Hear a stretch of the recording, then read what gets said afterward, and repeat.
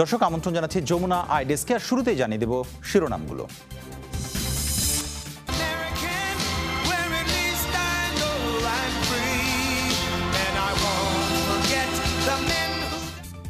নির্বাচনী প্রচারণায় আত্মবিশ্বাসী ট্রাম্প, দেশ রক্ষায় মিথ্যাবাদী প্রেসিডেন্টকে পরিহারের আহ্বান জো বাইডেনের। মানবিক বিপর্যয়ের পথে আর্মেনিয়া আজারবাইজান সংঘাত দাতব্য সংস্থাগুলোর মুখোমুখি অবস্থানে এরদোগান পাশনিয়ান সরকার। আইফোনের 4টি নতুন মডেল উন্মোচন করল অ্যাপল, প্রতিটিতে থাকছে 5G নেটওয়ার্ক সুবিধা।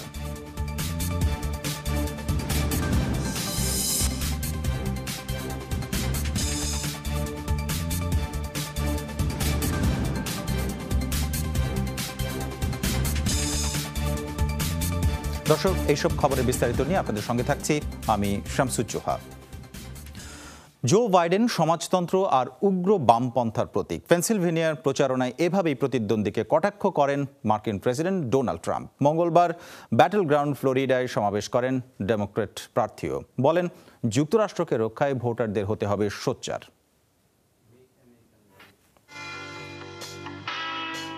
করোনা আক্রান্তের পর ডোনাল্ড ট্রাম্পের দ্বিতীয় নির্বাচনী জনসমাবেশ অন্যতম প্রধান রণক্ষেত্র পেনসিলভানিয়ায়।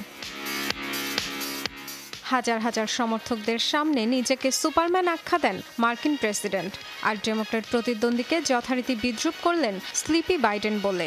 কনজারভেটিভ ঘাঁটি বলে পরিচিত পেনসিলভানিয়ার 20টি ইলেকটোরাল ভোট নিশ্চিতে সমর্থকদের প্রতি আহ্বান জানান তিনি। স্লিপি বাইডেনের পরিকল্পনা আমেরিকাকে ধ্বংস করে দেবে, আর আমরা ভাইরাস ধ্বংস করব। এরই মধ্যে সেটা দেখতেও পাচ্ছি। মৃত্যুহার কমেছে 90%। এই নির্বাচনে হিসাবটা খুবই সহজ। বাইডেন জয়ী হলে আসলে চীন জিতবে, আর আমাদের জয় মানে আমেরিকার জয়। কারণ সমাজতান্ত্রিক, মার্ক্সবাদী আর উগ্রপন্থীদের হাতে নিয়ন্ত্রণ তুলে দিয়েছে বাইডেন।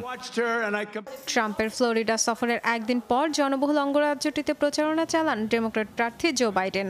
সিনিয়র নাগরিকদের এক আয়োজনে দাবি করেন বয়স্কদের বাতিলের খাতায় রাখেন ডোনাল্ড ট্রাম্প। আফ্রিকান আমেরিকান ভোটারদের সমর্থন আদায়ে অংশ নেন ড্রাইভ ইন র্যালিতে। মিথ্যাবাদী প্রেসিডেন্টকে পরিহারের আহ্বান জানান তিনি। নির্বাচনে আপনারাই পার্থক্য গড়ে দিতে পারেন। সব বিষয়ে মিথ্যাচার করেন মিস্টার ট্রাম্প। ভাইরাস নিয়ে এমনকি ডক্টর ফাউচিকে ব্যবহার করেও ভুয়া বিজ্ঞাপন বানিয়েছেন। এমন একজন ব্যক্তিকে কিভাবে পছন্দ করবেন? সঠিকভাবে দেশ গড়তে ডেমোক্রেটদের বিকল্প নেই। মার্কিন নির্বাচনের বাকি 3 সপ্তাহেরও কম সময়। শেষ মুহূর্তের সমর্থকদের উজ্জীবিত করতে গুরুত্বপূর্ণ ব্যাটল গ্রাউন্ডগুলোয় চলছে দুই প্রার্থীর জোর প্রচারণা। বাড়ি বাড়ি গিয়েও চলছে ভোটারদের মন জয়ের চেষ্টা। Dorothy Tasrin, Jamuna news. মার্কিন সিনেটের ডেমোক্র্যাটদের তোপের মুখে সুপ্রিম কোর্ট মনোনয়নপ্রাপ্ত বিচারপতি অ্যামি কোনি ব্যারেট। জুডিশিয়ারি কমিটির 4 দিনের শুনানির দ্বিতীয় দিনে বিরোধী এমপিরা ব্যক্তিগত মতাদর্শ নিয়ে প্রশ্ন তোলেন। অনেক বিষয়ই এড়িয়ে যান ব্যারেট। ওবামা হেলথ কেয়ার নিয়ে ট্রাম্প মনোনীত বিচারপতিকে চাপে ফেলেন ডেমোক্র্যাট ভাইস প্রেসিডেন্ট প্রার্থী কমলা হ্যারিস। ভিডিও কনফারেন্সের মাধ্যমে শুনানিতে যোগ দেন তিনি। 2017 সালে ওবামা স্বাস্থ্যসেবা আইন নিয়ে সমালোচনামূলক নিবন্ধ লিখেছিলেন ব্যারেট।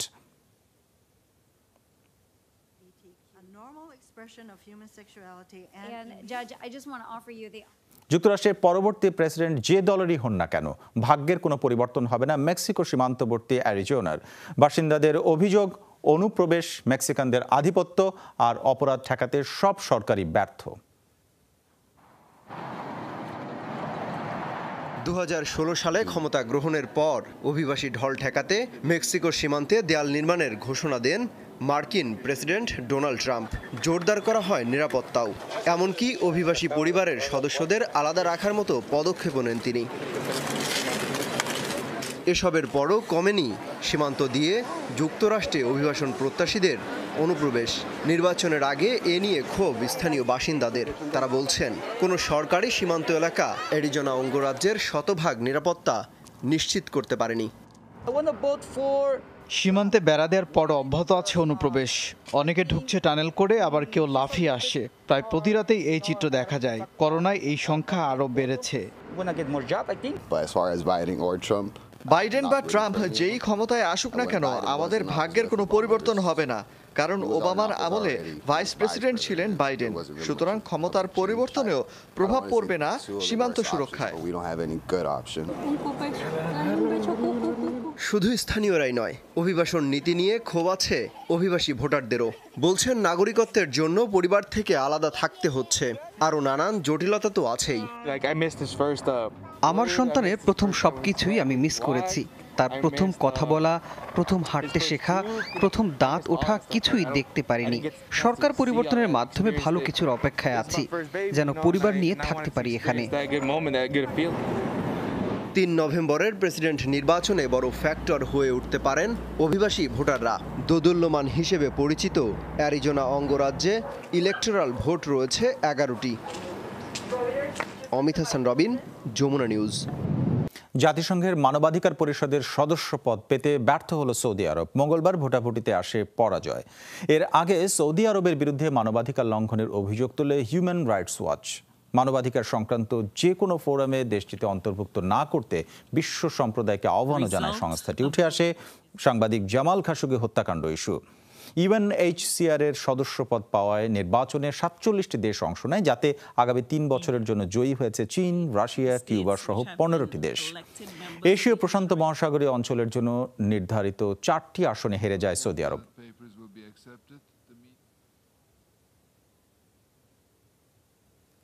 মানবিক বিপর্যয়ের পথে আর্মেনিয়া আজারবাইজান সংঘাত, এমন আশঙ্কা জানিয়ে আন্তর্জাতিক দাতব্য সংস্থা আইসিআরসির অনুরোধ পরিবারকে সৈনিকদের মরদেহ হস্তান্তর করা হোক, প্রাণহানি এড়াতে মুক্তি দেয়া হোক কারাবন্দীদের।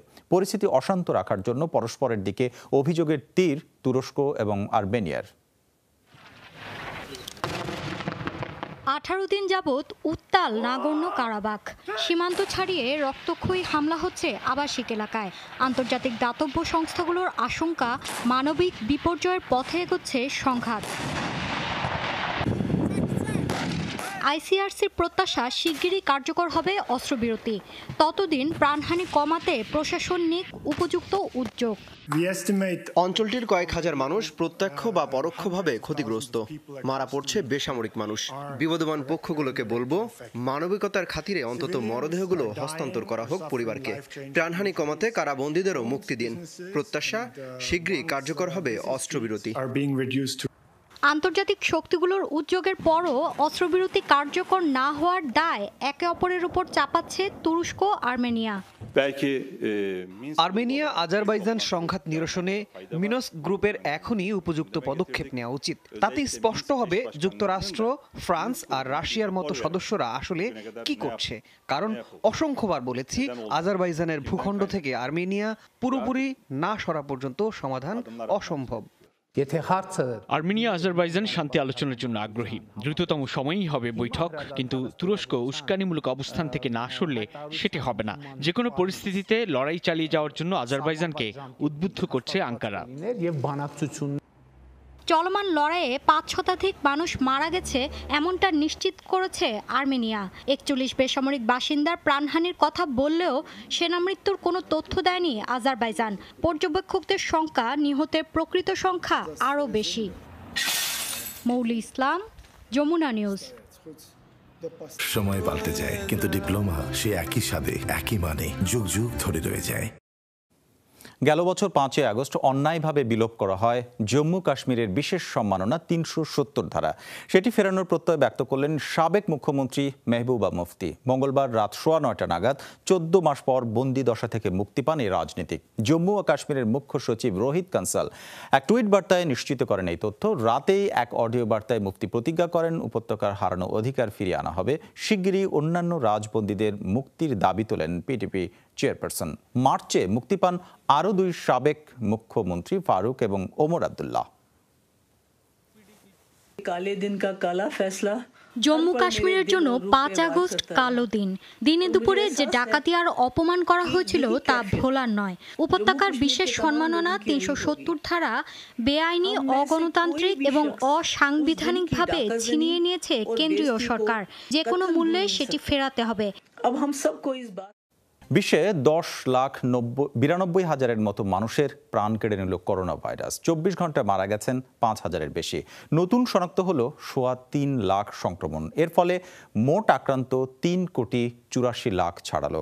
দৈনিক মৃত্যুহারের দিক থেকে মঙ্গলবার ভারতকে টপকে গেল যুক্তরাষ্ট্র। 843 জনের মৃত্যুতে মোট প্রাণহানি 2,21,000-এর মতো।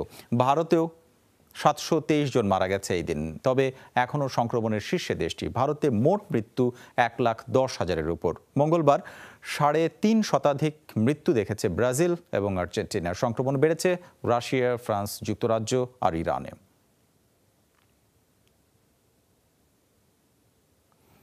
অ্যাপল প্রেমীদের দীর্ঘ প্রতীক্ষার অবসান হলো। মঙ্গলবার 4টি নতুন মডেলের আইফোন উন্মোচন করল অ্যাপল। এবছরই বাজারে আসছে 12 প্রো ম্যাক্স, 12 প্রো, 12 এবং 12 মিনি। সবগুলো থাকছে 5G নেটওয়ার্ক।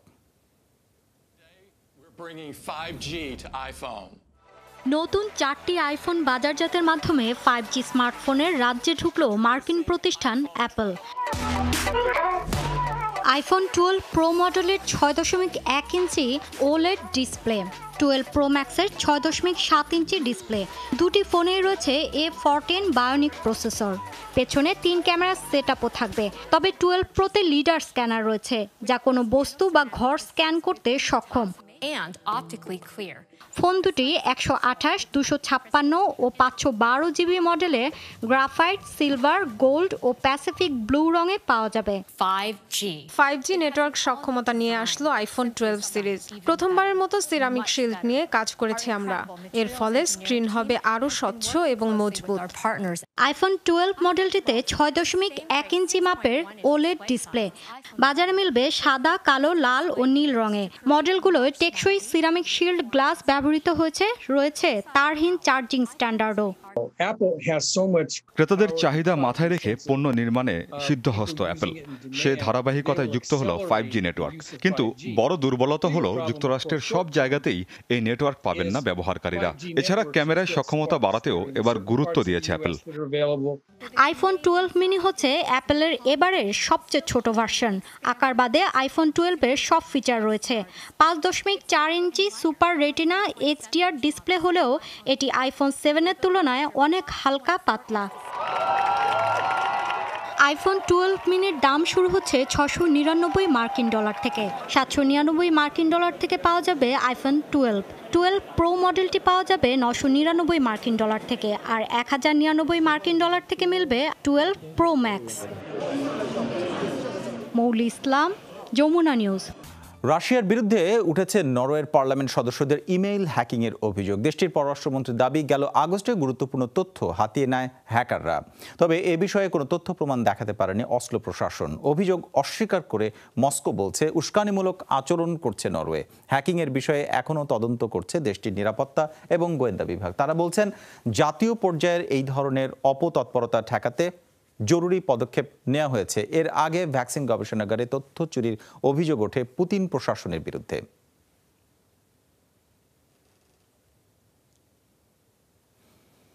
করোনায় আক্রান্ত দুই বাংলার জনপ্রিয় অভিনেতা সৌমিত্র চট্টোপাধ্যায়ের শারীরিক অবস্থার কিছুটা উন্নতি হয়েছে। খুলে দেওয়া হয়েছে ভেন্টিলেশন। চিকিৎসকদের ডাকে সাড়াও দিচ্ছেন তিনি।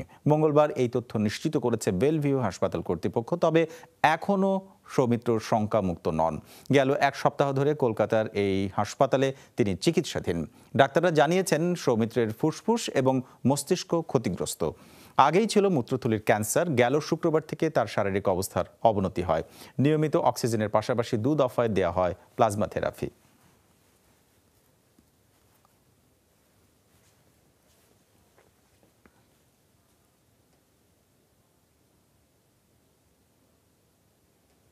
এই ছিল যমুনা আই ডেস্কের আয়োজন। এতক্ষণ আমাদের সঙ্গে থাকার জন্য আপনাদের সবাইকে ধন্যবাদ।